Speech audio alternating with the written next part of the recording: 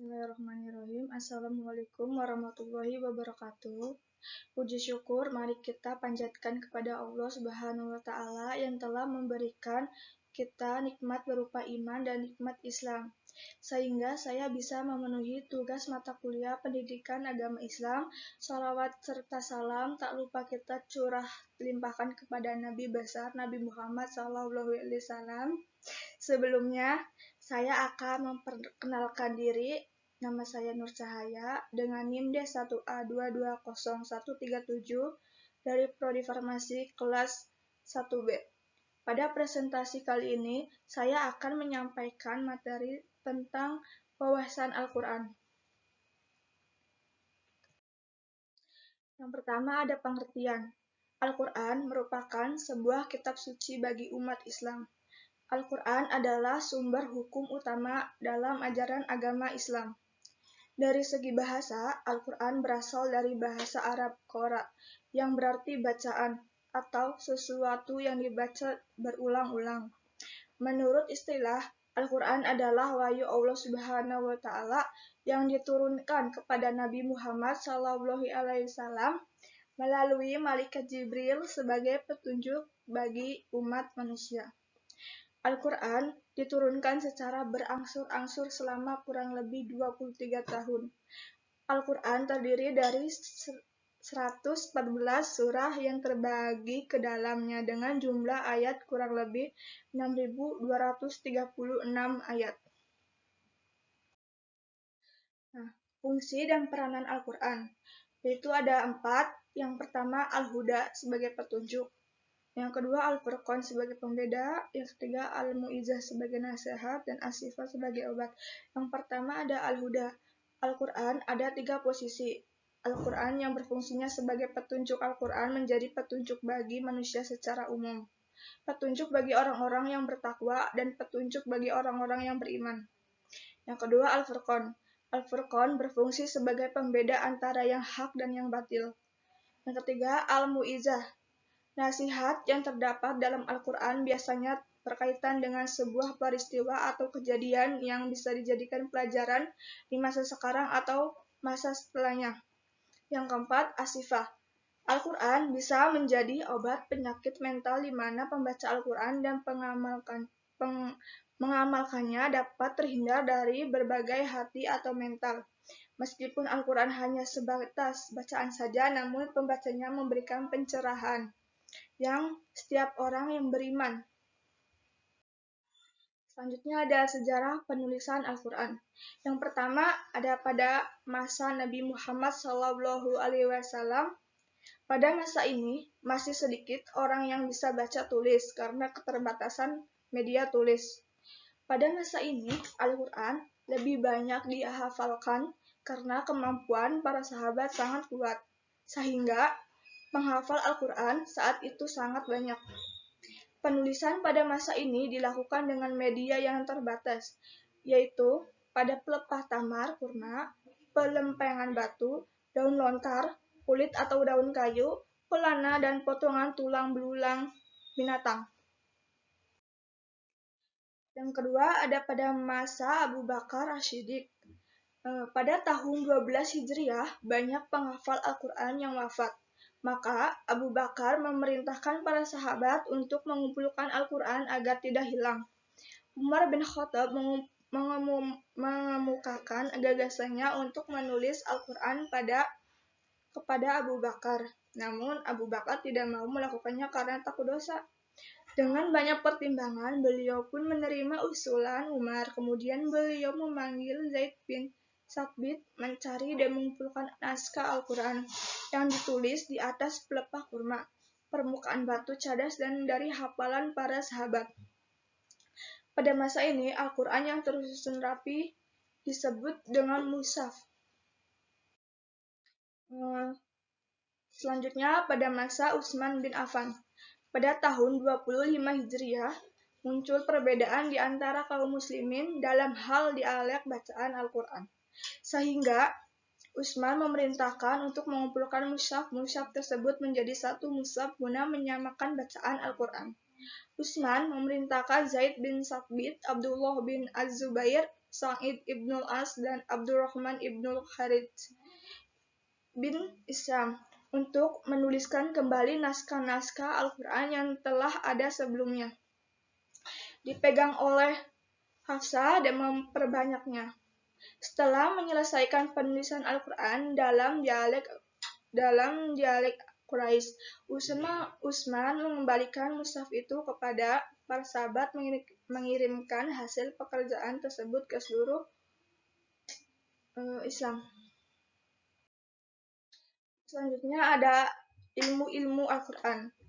Yang pertama ada Awqat wa Mawatim an-Nuzul, yaitu Al-Quran yang mempelajari waktu dan tempat turunnya ayat Al-Quran.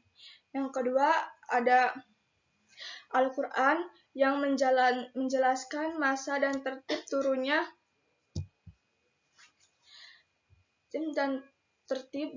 Al-Quran satu demi satu dari awal hingga akhir.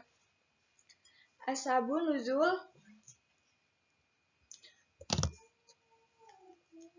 yaitu ilmu Al-Quran yang membahas mengenai latar belakang atau sebab-sebab suatu atau beberapa ayat Al-Quran yang diturunkan.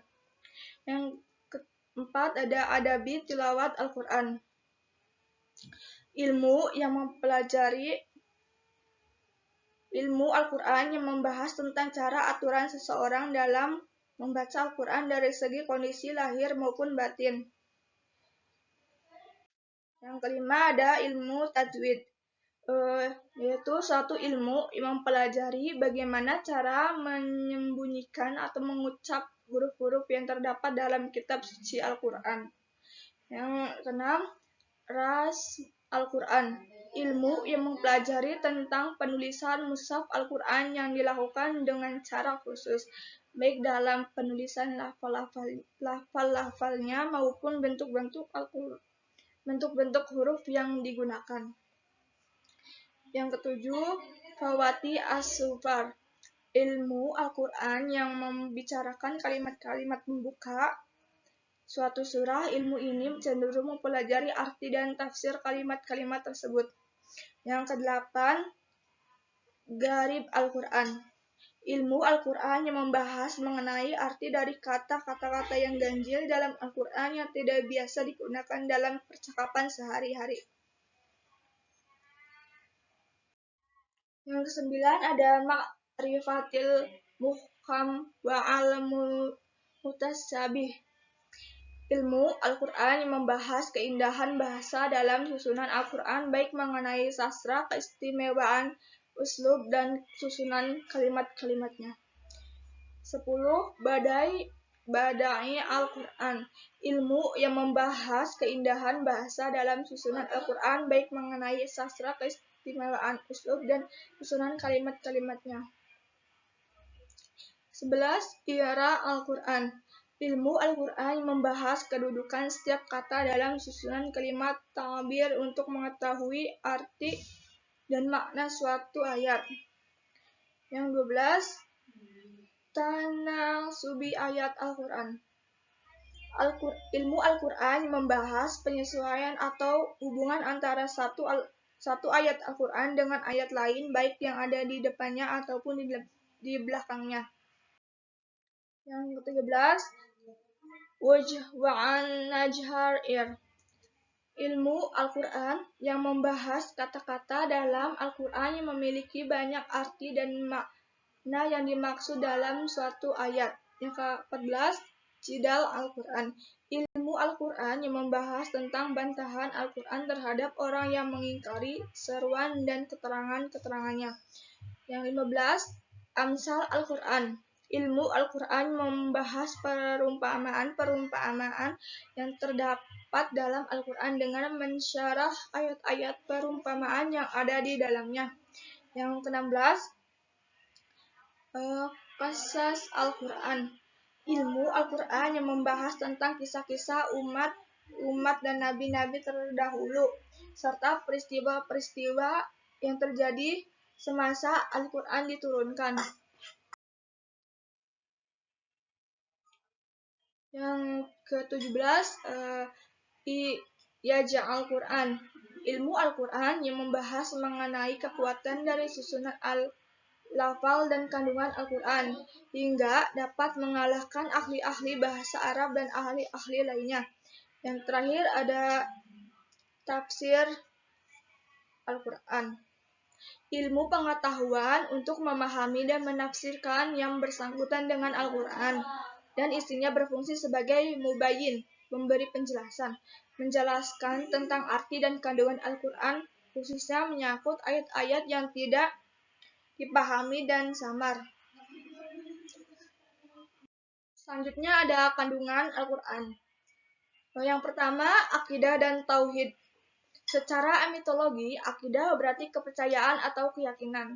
Al-Quran banyak menjelaskan tentang pokok-pokok ajaran akidah yang terkandung di dalamnya.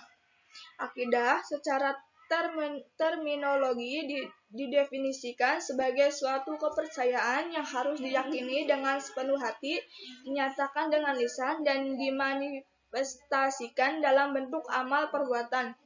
Isi pokok dari ajaran akidah adalah menyangkut hal tauhidan, yakni keyakinan Allah Maha Esa.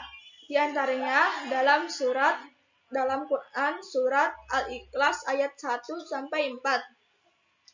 Yang kedua ada ibadah. Ibadah berasal dari kata abada ya'budu abadan, artinya mengabdi atau menyembah. Ibadah merupakan bentuk kepatuhan dan ketundukan yang ditimbulkan oleh perasaan, yakni terhadap kebesaran Allah Subhanahu wa Ta'ala sebagai satu-satunya Tuhan yang berhak disembah.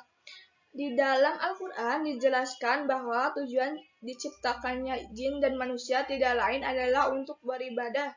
Terdapat dalam surat Quran Az-Zariyat ayat 56.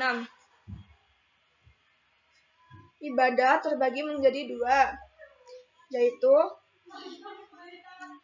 ibadah ghairu dan ibadah ma'dah.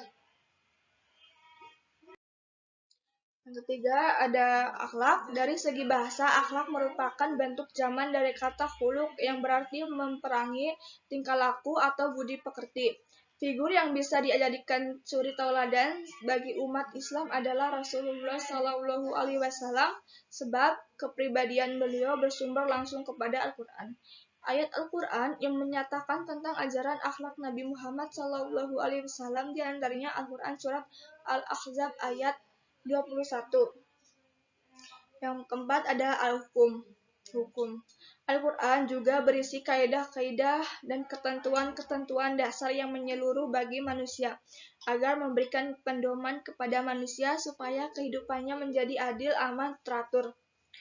Adapun hukum yang tercantum dalam Al-Quran meliputi hukum perkawinan, hukum waris, hukum perjanjian, hukum pidana, hukum perang, dan hukum antar bangsa. Yang kelima, sejarah atau kisah masa lalu. Sejarah atau kisah-kisah tersebut bukan hanya sekedar cerita atau dongeng semata, tetapi dimaksudkan untuk menjadi ibrah atau pelajaran bagi umat Islam. Ayat-ayat Al-Quran yang menjelaskan tentang sejarah atau kisah umat terdahulu antara lain terdapat dalam Al-Quran surat Al-Furqan ayat 37-39. Yang keenam ada ilmu pengetahuan dan teknologi. Banyak ayat yang memberikan isyarat-isyarat ilmu pengetahuan, sains, dan teknologi yang bersifat potensial untuk kemudian dapat dikembangkan guna kemaslahatan dan kesejahteraan hidup manusia. Al-Quran menekankan betapa pentingnya penguasaan ilmu pengetahuan dan teknologi. Hal itu diisyaratkan pada saat ayat Al-Quran untuk pertama kalinya diturunkan kepada Nabi Muhammad SAW, yaitu surat Al-Alaq ayat 1-5.